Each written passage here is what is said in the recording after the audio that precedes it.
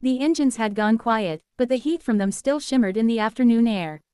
The diner's parking lot smelled like oil, dust, and burnt coffee, a place where time slowed down and the road paused for breath.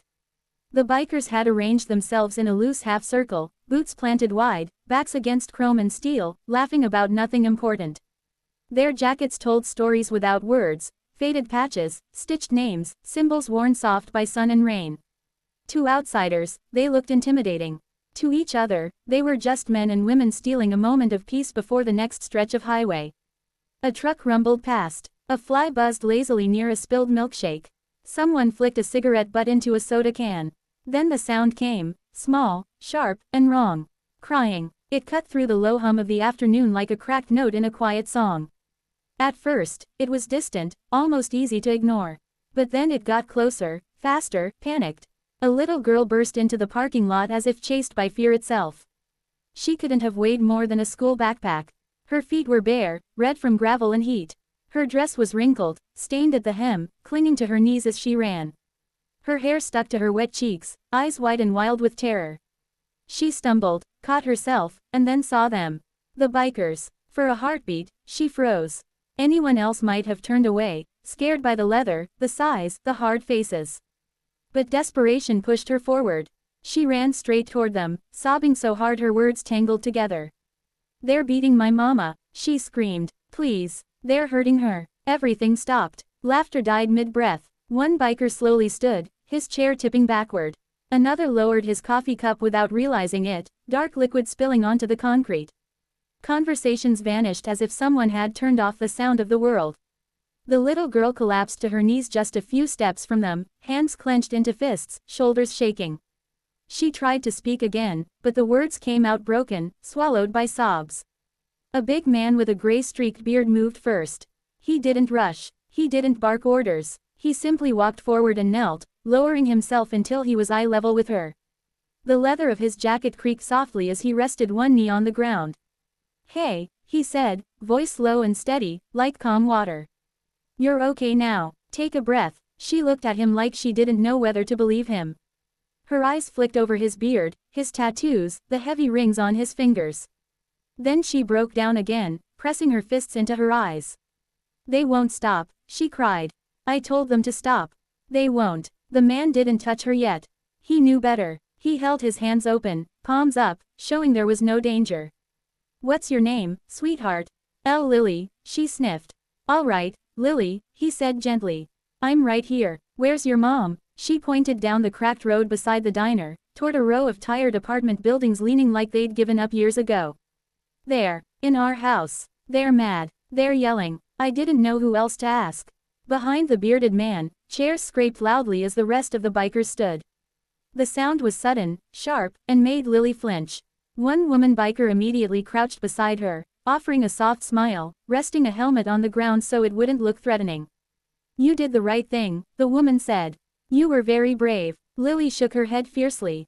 "I was scared." The woman nodded. "Brave people usually are." A younger biker clenched his jaw so tight a muscle jumped in his cheek. "Who is they?" he asked, anger barely contained. The bearded man raised a hand, not to silence him, but to slow things down. He kept his eyes on Lily. "How many people, kiddo?" "Two," she whispered. "Big, loud." That was enough. No one needed a speech. No one needed permission. The air changed, heavy and focused. Helmets were grabbed, gloves pulled tight. Not a single engine was started yet. This wasn't about noise or showing off. The bearded man gently placed his jacket around Lily's shoulders. It swallowed her small frame, smelling like road dust and leather, but it was warm. She clutched it like armor. "You stay close to me," he said. "You don't have to talk anymore." As they started moving, one biker stepped slightly ahead, another drifted to the side, forming a quiet shield around her. People from inside the diner pressed against the windows, sensing something was happening but not yet understanding what. The walk down the road felt longer than it was. Lily's breathing slowed, though her fingers still trembled where they gripped the jacket. The apartment building loomed ahead, paint peeling, windows dull, shadows hanging too long in the hallways. From inside one unit, raised voices spilled out. Angry, cruel. A woman's voice cracked through them, pleading.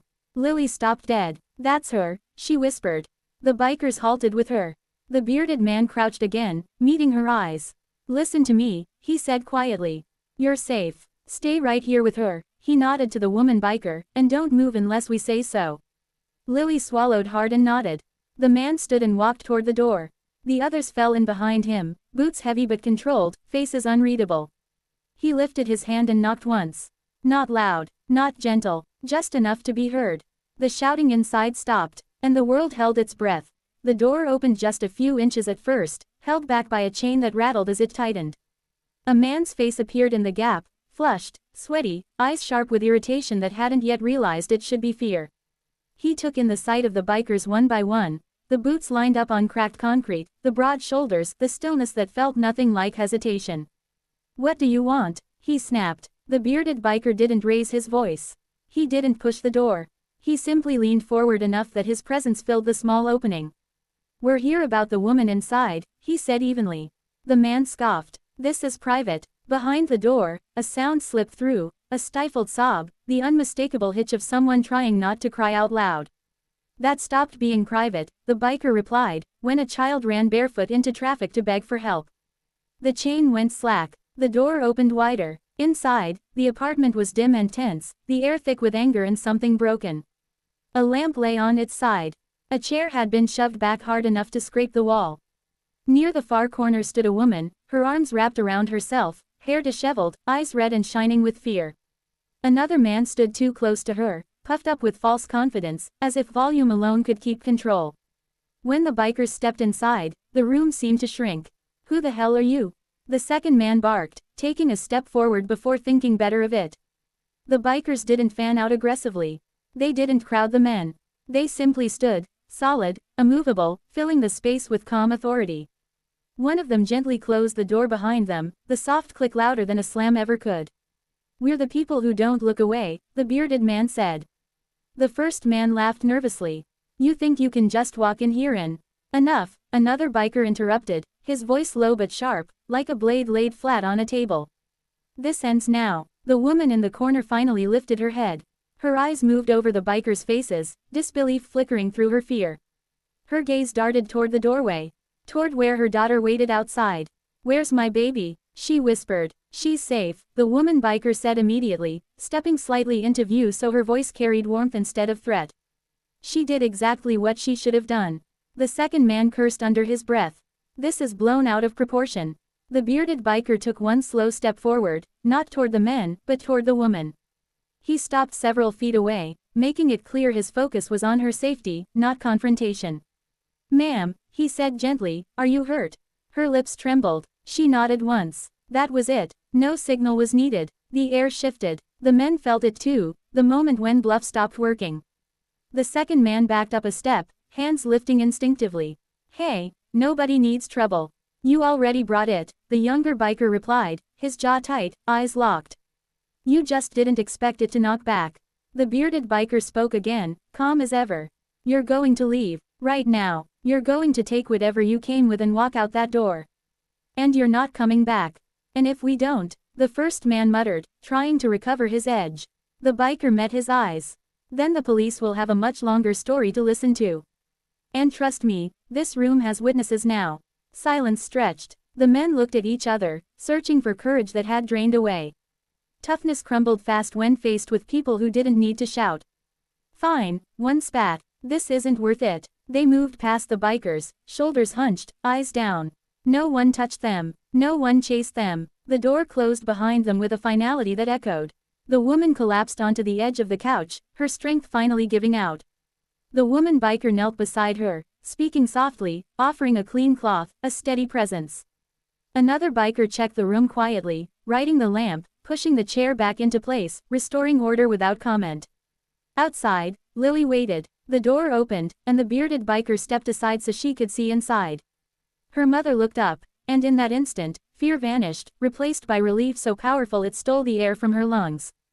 Mama. Lily ran to her, arms wrapping tight, small body shaking as if everything she'd been holding back finally let go. The woman clutched her daughter and cried, not loud, not dramatic, but deep, cleansing sobs that carried gratitude and release. You're okay, she kept whispering. You're okay. The bearded biker looked away, giving them privacy.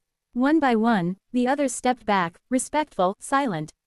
"We'll stay until help gets here," the woman biker said. "If you want, we can call someone. Or the police." The mother nodded slowly. "Yes, please." While calls were made, the bikers didn't loom or lecture. One sat near the door. Another stood by the window. A third handed Lily a small wrapped candy from his pocket, earning the faintest smile through her tears. "You were really brave," he told her. She shook her head, then thought about it, then nodded. "I was scared," she said honestly. "Bravery doesn't mean not being scared," he replied. "It means doing the right thing anyway." When flashing lights finally reflected off the apartment walls, the bikers stepped back even further, letting professionals take over. Statements were short, clear, factual. No drama. Before they left, the bearded biker knelt once more in front of Lily. "If you ever feel scared again," he said, "you ask for help. Loud. Don't ever think you have to handle it alone." She nodded solemnly. Outside, engines roared back to life, one by one, the sound rolling down the street like distant thunder. People watched from windows, from doorways, from the diner across the road, silent, stunned. The bikers rode away as they always did. But in that small apartment, a mother held her child a little tighter, and a little girl knew something she would never forget. When she cried for help, someone listened.